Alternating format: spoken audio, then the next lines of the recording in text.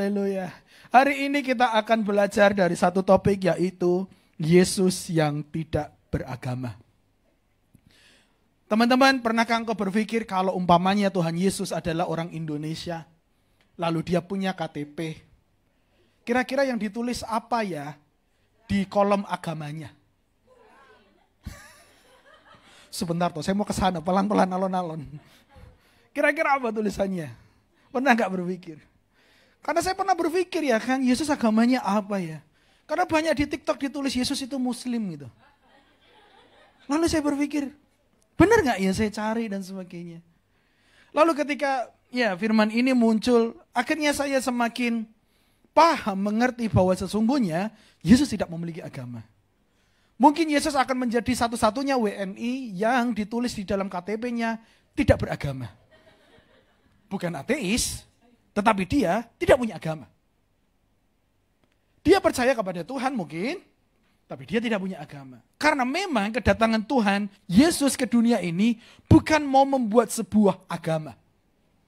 Teman-teman yang saya kasihi, kedatangan Tuhan Yesus ke dunia ini bukanlah membuat sebuah agama baru supaya kita bisa menjadi sebuah kelompok yang baru dan kita ngikut dia, apa dia omong dan segala sesuatunya. Dan kita terikat di dalamnya. Enggak. Dia Yesus datang ke dunia bukan untuk menjadikan sebuah agama baru. Karena dia tidak beragama. Dia datang ke dunia ini hanya mengerjakan satu misi yang dia terima dari Allah Bapa untuk dia kerjakan dan dia selesaikan. Itulah kenapa kita perlu kembali kepada apa yang dilakukan Yesus melalui kitab Markus untuk mengetahui apakah Yesus tidak beragama atau tidak dan apa sih maksudnya. Karena kita bisa saja terperangkap masuk dalam sebuah jebakan menjadi seseorang yang beragamawi. Seseorang yang fokus kepada agama. Itulah tujuan daripada firman Tuhan hari ini. Kita bukanlah orang Kristen, kita bukanlah orang percaya, kita bukanlah anak Tuhan yang menghidupi agama semata. Karena Tuhan gak mau kita menjadi seseorang yang ahli agama, kita fokus kepada agama. Karena agama begitu banyak ekses negatifnya. Saya menuliskannya seperti ini, ekses adalah pengeluarannya. Oke? Ada beberapa ironi agama yang terjadi di dalam dunia hari-hari ini. Agama yang seharusnya membawa sebuah pemulihan, tetapi mengapa seringkali membawa sebuah kehancuran? Agama yang seharusnya membawa sebuah kelepasan, tapi seringkali agama menjadi sebuah beban dan mengikat seseorang untuk tidak bisa bebas dalam hidupnya. Agama yang seharusnya membawa kehidupan, tapi seringkali mematikan seseorang. Saya gak ngomong mematikan secara fisik saja, tetapi kerohanian pun hanya menjadi mati. Saya tidak sedang menjelekkan sebuah agama di sini, bukan. Perlu digarisbawahi. Dalam konteks kita saja agama. Pernah nggak teman-teman menyadari di dalam sebuah perjalanan Kristen seseorang lahir dari keluarga Kristen, disekolahkan di sekolah Kristen, sekolah minggu rajin sekali. Tapi setelah beranjak dewasa, remaja, nggak kelihatan lagi di gereja. Di mana mereka? Mengapa bisa terjadi? Karena mereka hidup hanya di bawah pendidikan agama. Kekristenan yang diperkenakan kepada mereka bukanlah sebuah hubungan, tapi melainkan sebuah agama yang terus mereka hidupi dan mereka menjadi terbeban di sana. Ini yang harus kita hindari bersama-sama. Jangan sampai semakin kita berumur, semakin lama kita ikut Tuhan, kita bukannya mengalami Yesus itu secara pribadi, malah kita hanya ikut kegiatan ritual agama semata. Karena siapapun yang bahkan sudah ada di depan sini, kalau tidak berhati-hati, Anda bisa pun terjebak dalam sebuah kegiatan agamawi. Nanti saya ngomong itu di belakang. Saya mau sadarkan, bangunkan dulu teman-teman bahwa kita tidak sedang beragama menjadi orang percaya. Betul, secara bernegara, kita beragama Kristen. Tetapi bukan itu maksud Alkitab sesungguhnya saat kita mengikut Tuhan Yesus.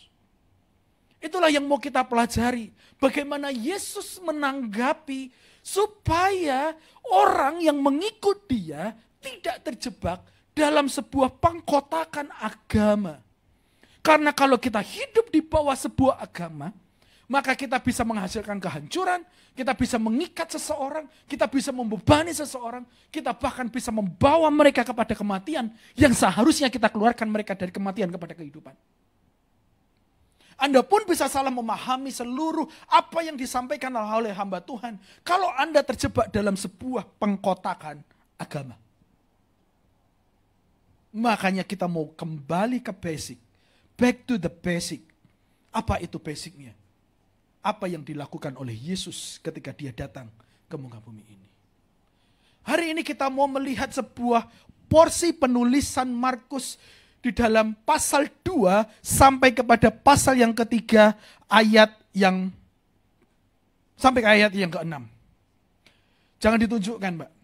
Ada 5 cerita berbeda yang bisa kita lihat nanti di mana Yesus sedang melawan, meresponi oposisi atau pertentangan yang diberikan oleh ahli agama terhadap apa yang dia lakukan. Ketika Yesus melakukan sesuatu, ada ahli-ahli agama yang protes tentang apa yang dilakukan oleh Tuhan Yesus. Ahli-ahli agama itu ada 2 hal jenisnya. Ahli Taurat dan juga orang Farisi. 2 orang ini kita kenal lah, kita nggak usah detail ngomong itu. Tapi kita mau melihat sikapnya, supaya apa yang menjadi sikapnya tidak menjadi sikap kita. 5 ceritanya adalah dimulai daripada Yesus menyembuhkan orang lumpuh. Lalu kemudian Lewi pemungut cukai mengikut Tuhan Yesus. Lalu ada hal-hal berpuasa yang menjadi masalah. Lalu murid-murid memetik gandum pada hari Sabat. Lalu Yesus menyembuhkan hari Sabat. Dari judulnya saja. Ada 3 contoh di sini. Apakah Yesus sedang melakukan sesuatu yang buruk? Enggak. Yesus melakukan hal yang baik. Tetapi para ahli agama memandangnya dengan negatif.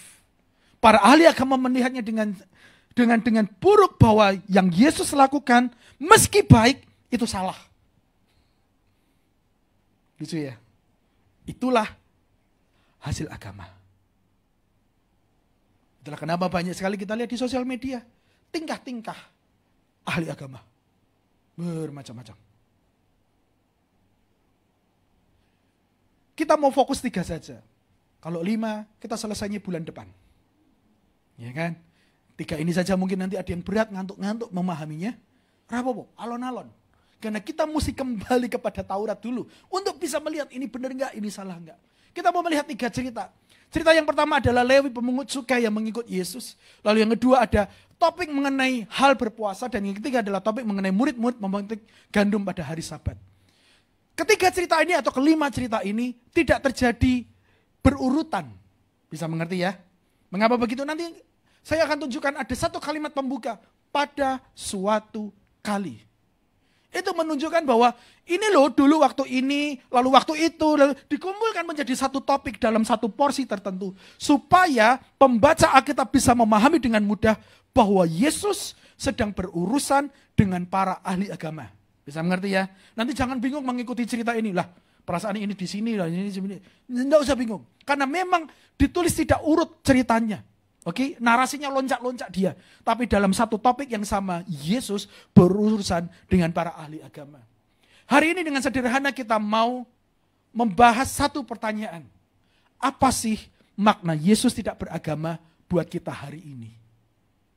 Apakah kita ngomong sama catatan sipil untuk mencoretnya? Mas, tolong jangan dikasih Kristen lagi. Karena saya murid Yesus. Apakah begitu? Nah, kita mau lihat. Cerita yang pertama, Mbak. Poin yang pertama yang dimaksudkan Yesus tidak beragama adalah Yesus mau merangkul orang berdosa. Yesus mengasihi orang berdosa. Ceritanya adalah seperti ini. Lanjut, yang putih jangan ditunjukkan. Itu catatan khotbah saya, itu rahasia. Malu saya nanti. Oke, banyak coretan di sana. Itu catatan saya. Yang hitam saja, oke? Sehitam rambut saya. Nah. Oke. Apakah makna Yesus yang pertama? Yesus tidak menyingkirkan orang berdosa, dia merangkul orang berdosa. Kisahnya adalah ketika Yesus memanggil orang Lewi. Ayatnya Mbak, ada di Markus pasal yang kedua, ayat ke-13. Oh, nanti apa saya? Ini sudah khotbah keempat masalahnya. Sesudah itu Yesus pergi lagi ke pantai danau. Dan seluruh orang banyak datang kepadanya lalu mengajar mereka. Yesus mengajar, dia jalan-jalan, setelah melakukan banyak mujizat di pasal 1, kemarin sudah kita bahas sedikit. Lalu banyak orang ngikutin dia. Ayat 14, kemudian ketika dia berjalan lewat di satu tempat, dia bertemu dengan yang namanya Lewi anak Alfeus. Lewi anak Alfeus itu sesungguhnya adalah si Matius. Karena Lewi ini dituliskan di dalam kitab Injil Matius dengan Injil Lukas itu sama. Dia adalah Matius. Dia adalah seseorang yang bekerja sebagai pemungut cukai. Kita semua tahu pemungut cukai adalah orang pajak. Sudah? Orang pajak dulu dengan orang sekarang beda. Beda ya. Kita menghormati semua para pajak. Kita hormati mereka semua, ya kan? Terlepas apa yang mereka lakukan. Tapi zaman Tuhan Yesus enggak. Orang marah. Mengapa begitu? Karena seringkali para pemungut cukai ini, mereka menjadi jahat dan kejam. Mereka enggak peduli apa yang menjadi kebutuhanmu. Mereka enggak peduli apa yang sedang engkau dapatkan besar dan kecilnya. Yang penting pajak sekian you mesti bayar. Karena ini adalah aturannya. Ini hukumnya. Maka orang marah. Orang menyingkirkan, orang gak mau duduk sama mereka. Kita semua tahu ada orang sama yang mengalami hal itu. Orangnya pendek, naik ke pohon namanya Zakeus. Orang marah sama Zakeus. Orang benci sama Zakeus. Hal yang sama juga terjadi sama Matius. Karena dia pemungut cukai, dia mengumpulkan uang. Bahkan dulu ada sebuah pemahaman diberitahu bahwa mereka tidak lagi menjadikan Allah Elohim itu, Adonai itu menjadi Allah mereka, karena uang menjadi Allah mereka. Karena mereka nggak ada lagi kemanusiaan, makanya orang benci, orang marah. Sudah? Menarik di sini. Lalu ia berkata kepada Matius, Matius ikutlah aku. Maka berdirilah Lewi atau si Matius itu lalu mengikuti dia. Terjadi sebuah mujizat. Dia meninggalkan uangnya, dia meninggalkan pos di mana orang datang membayar. Dia meninggalkan dan mengikut Tuhan Yesus. Ini yang menarik.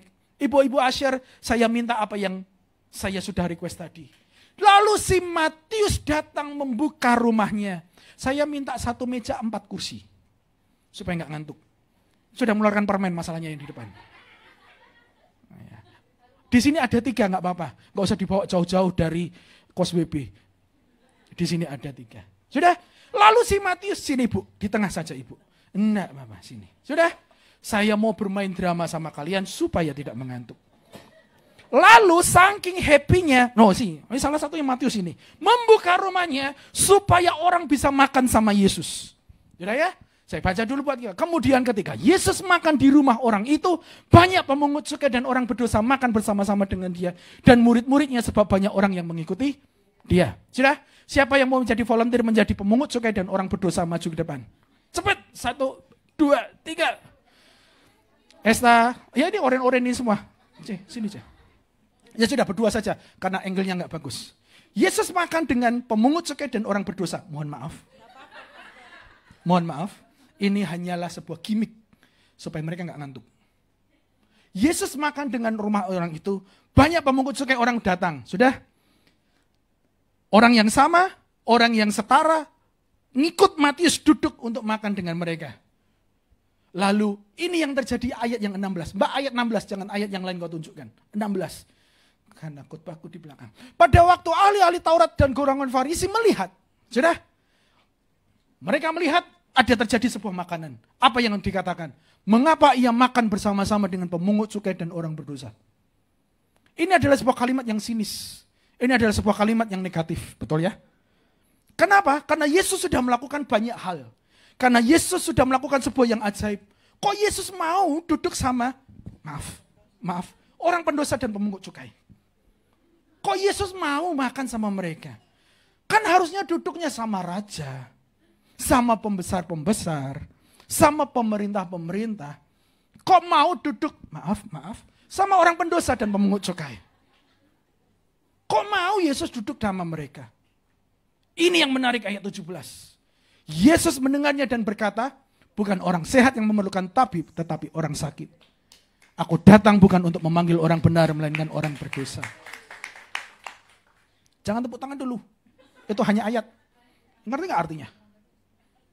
Mohon maaf. Mohon maaf. Ini lebih senior, saya harus hati-hati nih. Bahaya ini nanti. Apalagi masuk direkam ya kan? YouTube nggak ngerti nanti. Wah pendeta.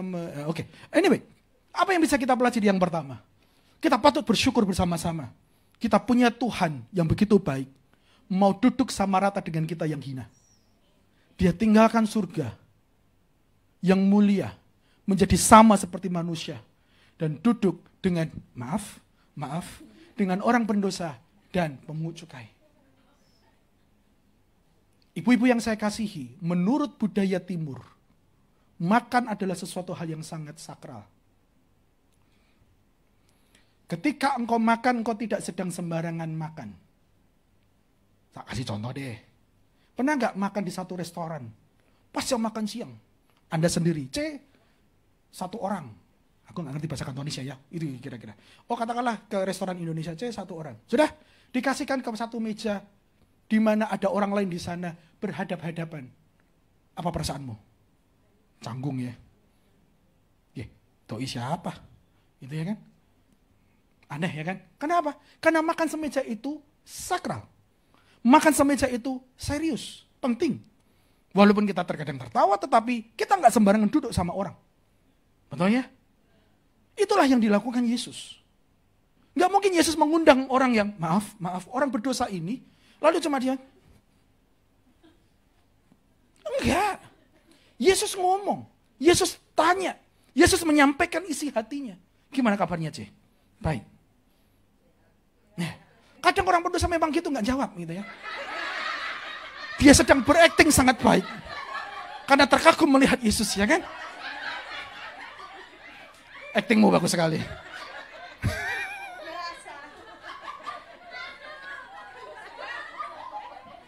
No briefing ya. Kita nggak ada latihan ya kan? Saya belum mengenal Anda sebelumnya ya kan? Tidur? Oh enggak. Kayak uya-kuya saya. Yesus mau duduk dengan para pendosa. Itu adalah sebuah berkat yang luar biasa. Kita saja belum tentu bisa melakukan hal yang sama. Dan itulah yang mau Yesus ingatkan. Selain kita perlu bersyukur, kita juga perlu bertobat bersama-sama. Bisa nggak kita duduk sama rata dengan orang yang di bawah kita? Bisa nggak kita duduk sama rata dengan orang-orang yang menyakiti kita? Bisa nggak kita duduk sama rata dengan mereka yang telah berbuat jahat di luar sana dan tiba-tiba datang dalam kehidupan kita? Apa yang menjadi perasaanmu? Merasa aneh atau engkau merasa terbeban? Itu yang perlu kita renungkan bersama-sama. Kalau Yesus menerima engkau apa adanya, mengapa engkau harus memilih-milih orang yang makan dengan engkau? Ketika Yesus datang dan duduk dengan mereka ini, Yesus berbagi kehidupan. Menawarkan sebuah pengampunan. Menawarkan sebuah penerimaan. Menawarkan sesuatu yang belum pernah mereka rasakan. Tapi itu nggak bisa dialami di dalam sebuah agama. Karena di dalam agama ada sebuah pengkotak-kotakan. Jangan makan sama saya. Engkau orang berdosa. Saya orang suci. Amitabha. Nggak boleh. Nggak boleh. Ada satu kisah baru saja terjadi di dalam lingkup gereja kita. Ada seorang hamba Tuhan menceritakan pengalamannya, dia sedang membuka pelayanan baru untuk bapak-bapak.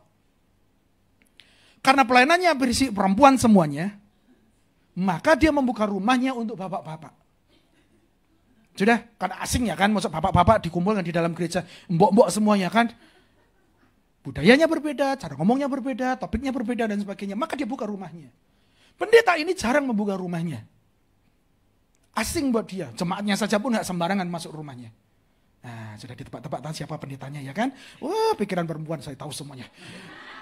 So, datanglah si seluruh jemaatnya.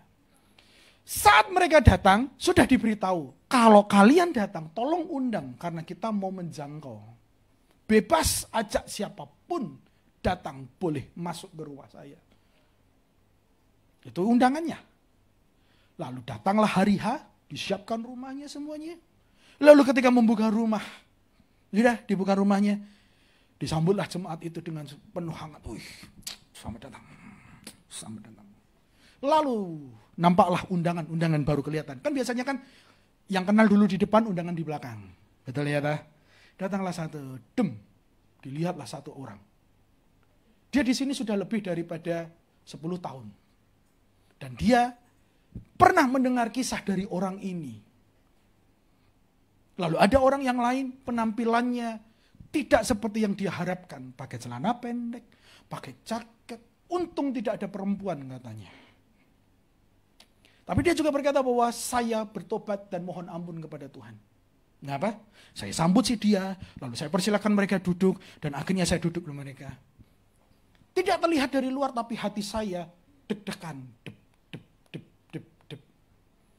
Mengapa begitu? Karena orang ini punya masalah di masa lalu. Saya tiba-tiba langsung membuat sebuah batas untuk berhati-hati. Karena ini adalah rumah yang saya jaga selama ini. Saya nggak nyaman mengundang orang sembarangan. Tapi kali ini ada orang sembarangan masuk di rumah saya. Dan dia berkata, kita perlu bertobat bersama-sama. Karena terkadang kita sebagai pendeta, kita sebagai anak Tuhan, terlalu nyaman dengan komunitas orang percaya ini. Dan terlalu berhati-hati dengan orang yang tidak kita kenal. Relate nggak? Coba hari ini datang. Saya mau pakai kata orang aneh. Minimal respon kalian akan dengan sikap mengambil tas dan memegang. Benar nggak?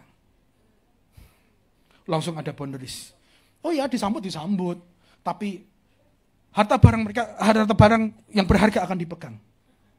Mengapa? Karena langsung bikin batasan. Nggak ada yang salah di sana. Mungkin kau menjaga barangmu. Tapi bagaimana hatimu? Apakah ada batasan yang kau bangun juga? Itu yang tidak boleh. Kita mesti bertobat bersama-sama. Kalau kita melakukan hal seperti itu, kita nggak ada bedanya sama ahli Farisi dan ahli agama. Kita sedang hidup di bawah agamawi. Karena Yesus tidak mau datang membuka sebuah sekat, membangun sebuah sekat. Dia justru membuka sekat itu dan duduk bersama-sama. Mohon maaf, orang berdosa dan pemungut cukai. Dia mau berbagi hidup, menawarkan kasih. Dia mau memberitahu bahwa ada jalan kebenaran yang bisa memulihkan keadaan mereka. Dia mau duduk. Bisakah engkau melakukan hal yang sama? Saya tadi baru jalan dari Taiwan lari-lari mengejar jam ibadah. Lalu saya melihat, silakan duduk saja. Kayaknya grogi ya kan. Lalu ada orang asing, ada orang yang aneh gitu ya kan. Pakai baju compang-camping. Dan betul memang aneh compang-camping. Mengapa begitu? Karena dia, ya memang orang jam 7 lewat lebih 5 lah ya. Tahu jam 7 lebih 5?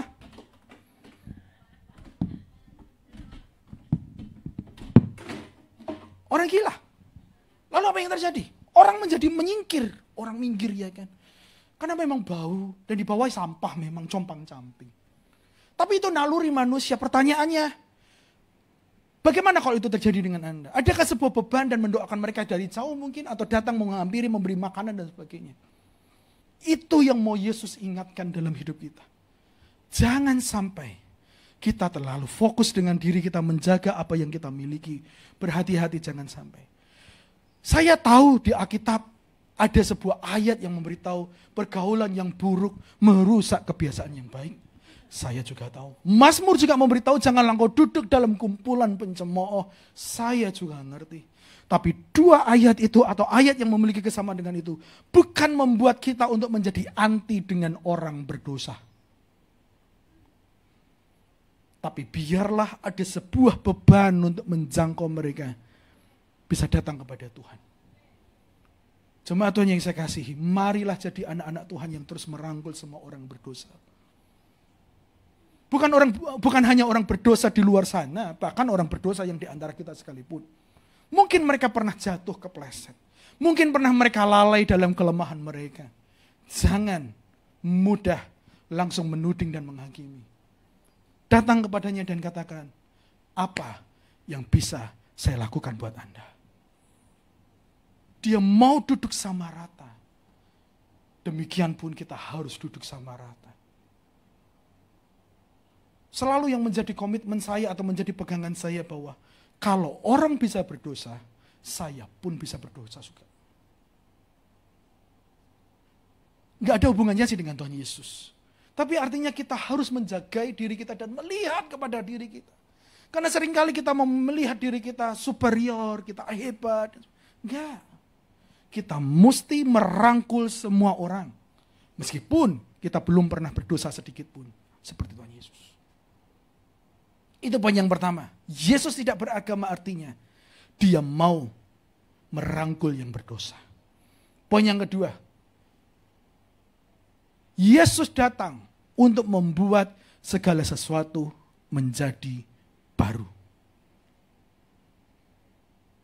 Ketika agama fokus kepada apa yang di masa lalu, yang sudah diatur, apa yang sudah disusun dan dipercayai. Tapi Yesus datang ke dunia ini untuk menjadikan sesuatu baru. Supaya orang bisa melihat Tuhan, bukan melihat aturan agamawi. Kisah yang kedua adalah tentang hal berpuasa. Cukup dingin ya? Pakailah jaketmu, gak apa-apa, jangan kedinginan. Nanti pulang dari gereja keroan semua ya kan. Lanjut Pak ayat berikutnya. Pada suatu kali ketika murid-murid Yohanes orang Farisi sedang berpuasa, datanglah orang-orang mengatakan kepada Yesus. Orang-orang di sini masih orang-orang yang sama. Mengapa murid-murid Yohanes dan orang Farisi berpuasa, tapi murid-muridmu tidak? Teman-teman, ini cukup berat, ikuti saya pelan-pelan. Di dalam hukum Taurat diatur ada satu namanya puasa penebusan dosa. Puasa penebusan dosa itu dilakukan sekali setahun. Dan hanya 24 jam. Sudah? Dan itu biasanya jatuh di bulan akhir September atau di awal Oktober. Tetapi ada jenis puasa kedua yang menjadi kepercayaan yang dipegang aturan oleh para ahli Farisi ini. Sebuah puasa yang dilakukan seminggu 2 kali. Dan tujuan daripada itu adalah untuk menantikan datangnya Mesias. Tetapi puasa yang kedua ini yang harus dilakukan seminggu 2 kali ini tidak ada di hukum Taurat. Tradisi. Ngerti tradisi nggak? Yang sudah dilakukan berkali-kali dan dianggap benar, dianggap diketahui, dipercayai bersama-sama itu adalah tradisi. Tapi itu nggak sesuai dengan firman Allah. Nah ini yang dilakukan oleh para ahli agama pada saat itu. Menuding, loh muridnya Yohanes berpuasa 2 kali seminggu. Muridnya orang Farisi 2 kali seminggu. Lah kok muridmu malah makan-makan? Ya kan? Ngerti maksudnya ya? Kita kan mesti berpuasa 2 kali seminggu untuk menantikan Mesias datang di hadapan kita. Kita rindu Mesias segera datang. Maka kita tambahkan puasa kita. Bukankah kita terkadang sama juga seperti orang Farisi? Kita pengen mujizat. Wah, puasa seminggu sekali. Enggak nendang. Kurang mantep, enggak jadi-jadi. Ditambahkan 2 kali seminggu. Waduh, kok enggak datang-datang Tuhan enggak kirim jodoh ya kan? Berpuasa ditambahkan 3 kali. Kok nggak datang? Saya sudah semakin tua dan beranjak umur. Saya mau tambahkan seminggu 4 kali. Berharap Tuhan segera kirimkan jodoh. Anda sedang hidup dalam keagamaan. Anda sedang menjadi ahli agama. Bukan itu poinnya Tuhan. Itu yang mau Tuhan ingatkan. Lalu 19 diberitahu. Jawab Yesus kepada mereka. Dapatkah sahabat-sahabat mempelai laki-laki berpuasa sedang mempelai itu bersama mereka? Mengapa Yesus jawab begitu? Karena mereka berpuasa untuk menantikan Mesias mempelai itu datang. Padahal sudah mempelai itu ada di hadapan mereka. Loh kok kamu malah puasa? Ngerti maksudnya? Mereka dibutakan oleh sebuah tradisi sehingga mereka tidak bisa mengerti apa yang Tuhan sedang kerjakan. Mereka dibutakan oleh sebuah hukuman-hukuman itu. Dan mereka gak bisa lihat loh. Jawaban Tuhan sudah ada di depan mata. Itu yang mau Yesus lakukan. Membawa sesuatu yang baru. Tetapi waktunya akan datang mempelai itu diambil dari mereka. Dan pada waktu itulah mereka akan berpuasa. Jadi Yesus mau memberitahu, hei yang kamu lakukan itu salah. Kalian terlalu disibukkan dengan semua tradisi-tradisi agamawi. Padahal Allah telah melakukan, menjawab doa puasamu selama ini. Mesias itu telah ada di hadapan mereka. Dengan sisi lain kan berarti Yesus mengingatkan, ngapain kita mesti berpuasa di tengah pesta? Betul ya kan? Kan pesta sedang terjadi. Mesias sudah datang. Ditunggu 400 tahun lamanya. Dia sudah ada di hadapan. Loh kok sekarang malah tetap berpuasa? Itu kayak orang pesta tapi kita disuruh nangis. Lucu ya kan? Itu yang mau Yesus ingatkan. Lalu dijawablah di ayat yang ke-21. Lanjut Pak, carikan yang ayat 21.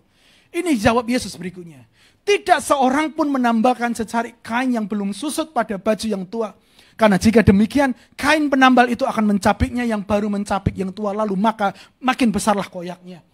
Demikian juga tidak seorang pun mengisikan anggur yang baru ke dalam kantong kulit yang tua. Karena jika demikian anggur itu akan mengoyakkan kantong itu sehingga anggur itu dan kantongnya dua-duanya terbuang. Tetapi anggur yang baru hendaknya disimpan dalam kantong yang baru pula. Yesus memberikan analogi sesuatu yang dekat dengan mereka mengenai kantong dan anggur. Tapi saya mau kasih analogi yang dekat dengan teman-teman semua dalam konteks Hongkong. Ibu, Cece, kakak yang saya kasihi. Ketika Anda taopao, benar ya bahasa saya ya. Ketika Anda taopao dari satu restoran, Anda dikasih plastik baru atau plastik bekas? Baru. Mengapa? Takut sobek dan makanannya terbuang, betul? Karena kalau plastiknya lama, siapa tahu sudah ada lubang di sana. Siapa tahu pernah kesobek di ujungnya, walaupun kecil, karena kotak itu mungkin kan tajam ya kan, membuat itu bisa terkoyak. Mana mungkin ditambal? Pasti diberikan yang baru. Supaya apa? Makanan yang baru jadi itu tidak terbuang begitu saja. Gambaran sederhana. Kalau kita mau melihat sesuatu yang baru yang daripada Tuhan, kita mesti mengubah cara melihat dan cara berpikir kita. Siapa di sini yang terbiasa berdoa kepada Tuhan? Tuhan uripku kok ngono-ngono wae. Siapa yang pernah berdoa begitu? Enggak apa-apa, enggak ada yang salah di sana. Tuhan, aku di sini 15 tahun kok gitu-gitu aja hidupku. Sugih ora, melarat ora, tuwoyo gitu ya kan. Kaya enggak, miskin enggak, tapi tua pasti. Kenapa Tuhan gitu ya kan? Mungkin kita bertanya. Jemaat Tuhan yang saya kasihi, perhatikan saya sejenak. Dengan sederhana saya mau beritahu. Bukankah Allah kita selalu membuat sesuatu yang baru setiap harinya? Selalu baru setiap pagi, baru setiap pagi, besar setiamu, Tuhan, besar setiamu, tak habis-habisnya rahmat Tuhan. Betul? Rahmatnya selalu baru setiap pagi. Pertanyaannya kok saya selalu melihat yang sama setiap hari Pak Pendeta? Betul nggak? Pernah nggak menyadarinya? Perasaan Yesus jawab doa. Perasaan Yesus sudah kerjakan sesuatu. Kita tidak bisa melihatnya karena mohon maaf, kantongmu masih lama. Kalau engkau mau melihat sesuatu yang baru setiap hari yang dari Tuhan, cara berpikirmu, cara memandangmu mesti berbeda. Itu yang dialami oleh ahli Farisi. Yesus sudah ada di hadapan mereka, tapi mereka dibutakan dengan tradisi-tradisi yang lama. Sehingga mereka nggak ngerti apa yang Tuhan sedang kerjakan buat keselamatan manusia. Mereka selalu ngomong, lah dulu, lah dalah.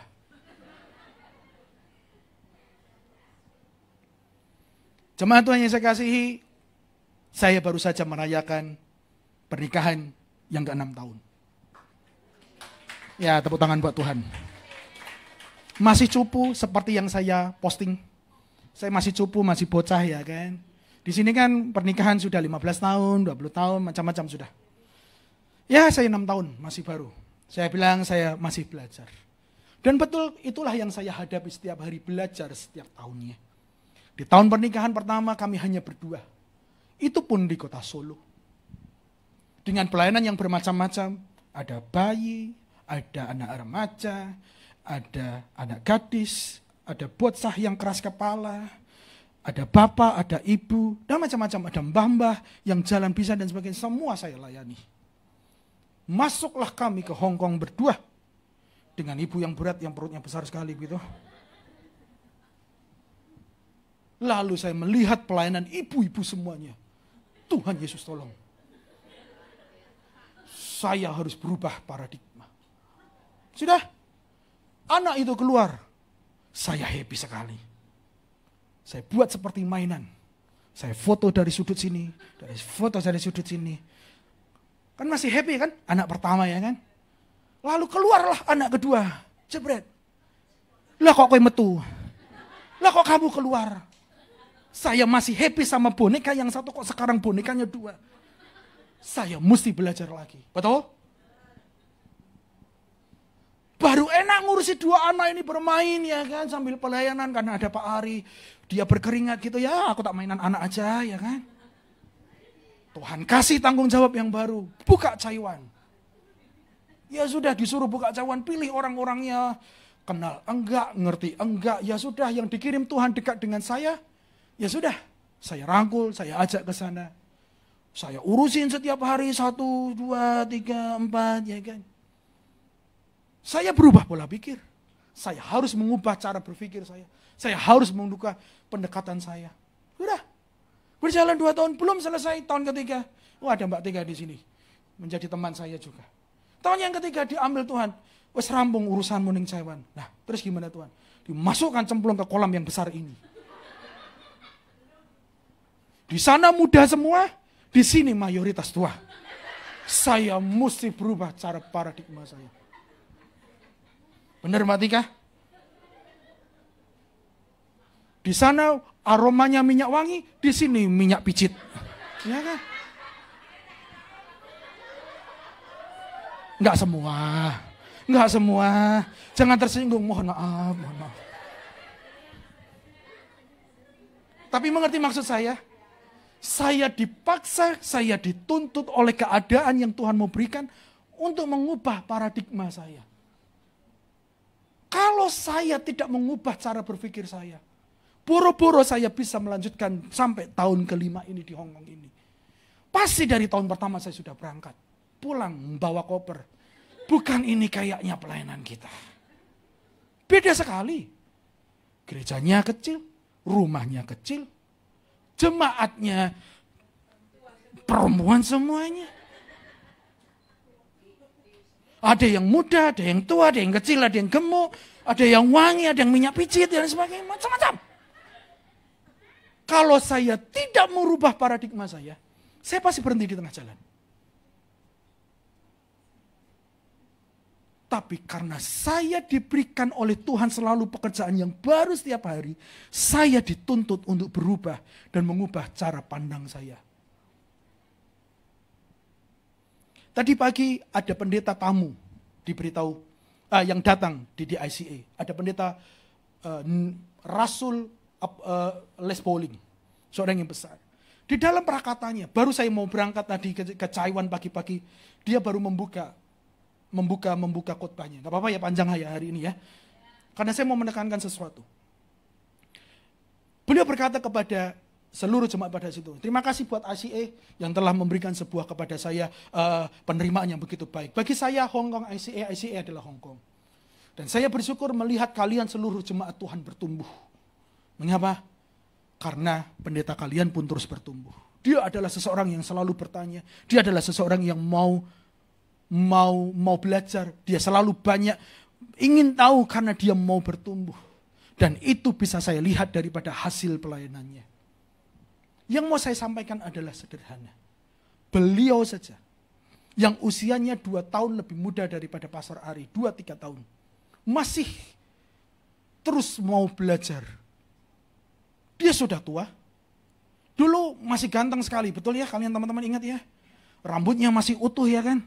Tapi sekarang sudah mirip dengan saya. Ada beberapa di sana di sini yang sudah mulai rontok. Karena usia. Ngerti yang saya maksud? Meskipun tampilannya yang makin kurus, makin ganteng. Saya tahu, tapi usianya bertambah tua. Tapi dia tidak berhenti bertumbuh. Mengapa? Karena dia terus mau memperbaharui paradigmanya atas apa yang mau Tuhan kerjakan di dalam pelayanan ini. Teman-teman semua yang saya kasih, dengan penuh rasa hormat dan kerendahan hati saya mau bilang, izinkan saya menyampaikan isi hati Tuhan melalui firman ini. Jangan berhenti berubah dalam paradigmamu. Teruslah berubah. Karena ketika engkau tidak mau berubah cara berpikirmu, cara pandangmu melihat, engkau tidak akan pernah bertumbuh. Engkau akan berhenti bertumbuh. Itu yang sering kali menjadi tantangan setiap orang. Terlalu puas dengan apa yang sudah terjadi. Terlalu puas dengan apa yang sudah dia lihat. Padahal Tuhan mau terus memperlengkapi, memperbaharui, meningkatkan apa yang terjadi dalam hidup kita. Tapi kita seringkali yang menjadi hambatannya. Kenapa? Karena kita tidak mau berubah. Yang ketiga, Yesus datang membawa kehidupan. Ini yang mau saya ngomongkan yang terakhir. Kisahnya apa ya? Lanjut dulu, Mbak. Oh, oke. Ada satu kisah di mana Yesus sama murid-muridnya jalan-jalan melewati padang gandum. Tolong dibawa TK-nya di ruang 7. Terima kasih.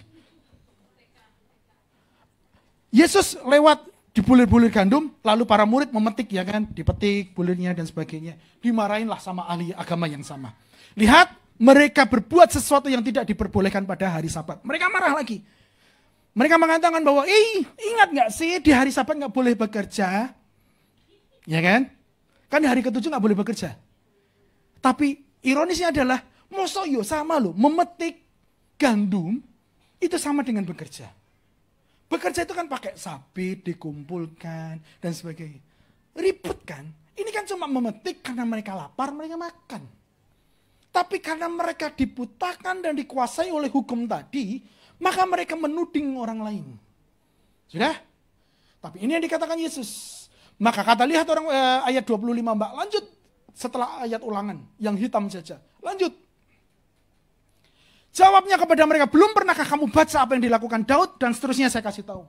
Lalu Yesus menjawab dengan memberitahu, ingat gak ada satu kisah Daud dengan tentaranya membawa semua tentaranya kecapean, kelaparan, lalu bertemu dengan imam di bait Allah. Imam itu yang sedang bekerja adalah Abiatar. Lalu yang dilakukan oleh imam itu mengambil roti sajian yang di dalam rumah ibadat dan diberi makan kepada Daud beserta tentaranya. Ingat gak cerita itu bahwa kalau di masa perjanjian lama gak boleh sembarangan masuk di satu tempat tertentu, hanya orang tertentu yang boleh masuk. Orang yang seharusnya masuk saja bisa mati kesalahan, apalagi yang tidak seharusnya. Meng, Pak, oke? Masuk saja mati, tapi kali ini lebih parah. Makanan yang seharusnya buat imam dikasihkan kepada orang rakyat jelata yang tidak seharusnya makan. Berarti harusnya mati bukan? Kudunya mati kan? Karena masuk sembarangan aja gak boleh, ini malah makan makanan sajian yang khusus untuk imam. Sesederhana itu, ada sebuah pelanggaran hukum. Tetapi apa yang terjadi? Daud dan tentaranya tetap sehat.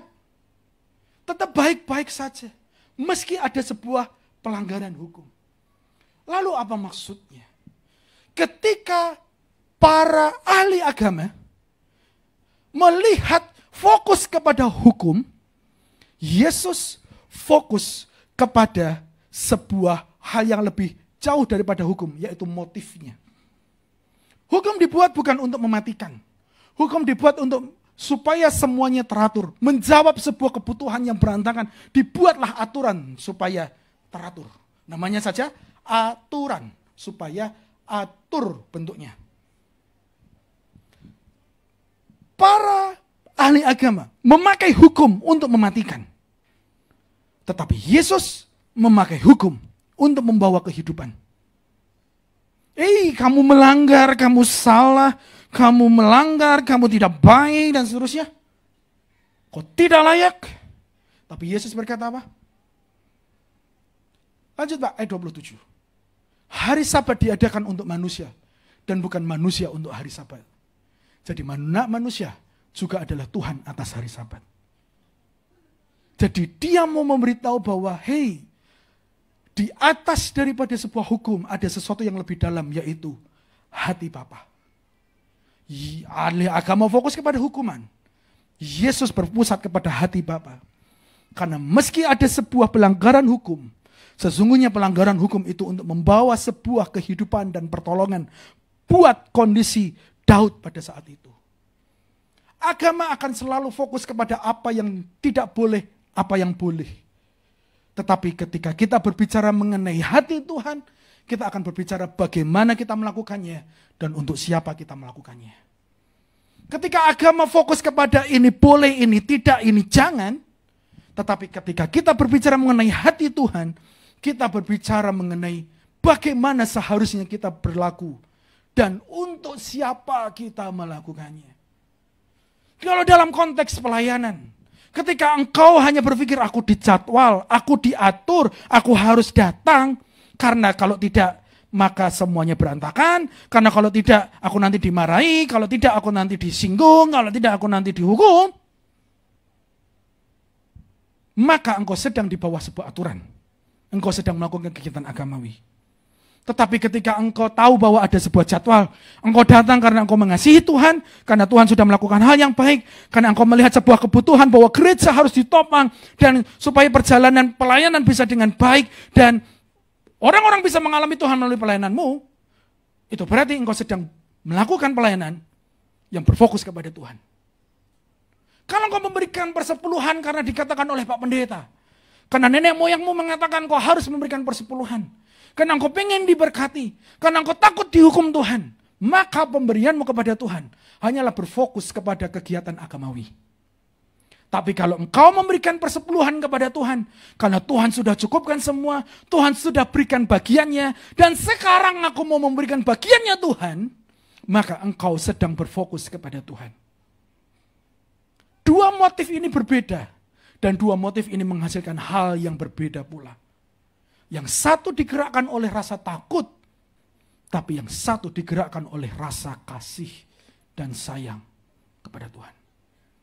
Itulah seringkali agama mematikan, karena memang hukum mematikan seseorang. Tapi yang dimaksud daripada Allah, Yesus datang tidak beragama adalah, mari kita fokus kepada Allah. Bukan hanya fokus apa yang tidak boleh dan boleh di dalam dunia ini. Di mana engkau melakukan segala sesuatu selama ini? Kau fokus kepada aturan yang ada, atau karena engkau sungguh mengasihi Tuhan? Mari kita renungkan perjalanan iman kita. Kalau kita digerakkan hanya karena rasa takut, kita sedang melakukan kegiatan ritual agamawi. Tapi kalau kita fokus kepada Tuhan, yang kita lakukan akan menghidupkan. Itu yang selalu menjadi tantangan saya setiap hari Minggu berdiri di tempat ini. Apakah yang saya sampaikan menghidupkan atau mematikan sesungguhnya? Dulu ketika saya belum bertumbuh dan belum cukup dewasa, kadang saya mematikan orang. Bukan nusuk ya, bukan. Mematikan rohnya, mematikan hatinya. Tapi ketika saya mengetahui ini semua, saya bertobat, Tuhan, ampuni saya. Maka saya selalu belajar, saya selalu buka Alkitab.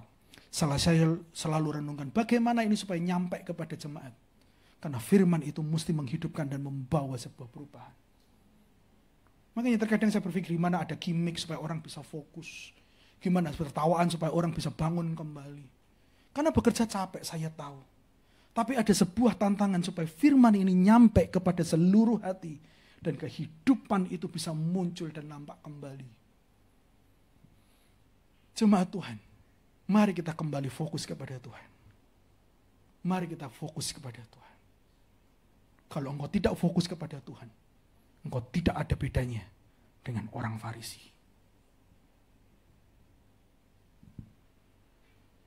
Keras banget kalimatnya. Tapi itu kata Alkitab, bukan kata saya. Saya pun selalu tanya sama istri saya, gimana pelayanan saya hari ini? Saya jadi Yesus atau saya jadi ahli Farisi hari ini? Marah-marah saya apakah bisa dimengerti sebagai dari kasih Yesus? Atau saya hanya mau menghukum dan menghakimi dari sebuah aturan?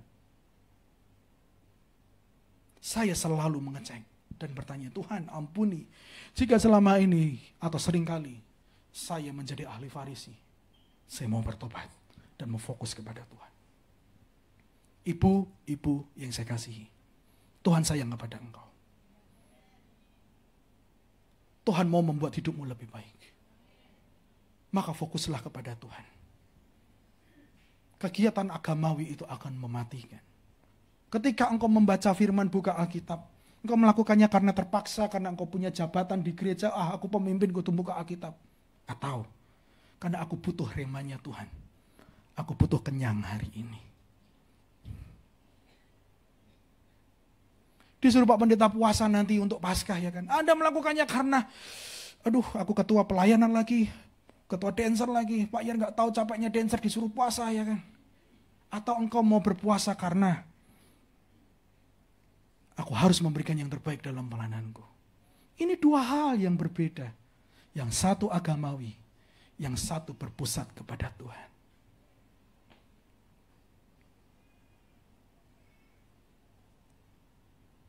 Amin.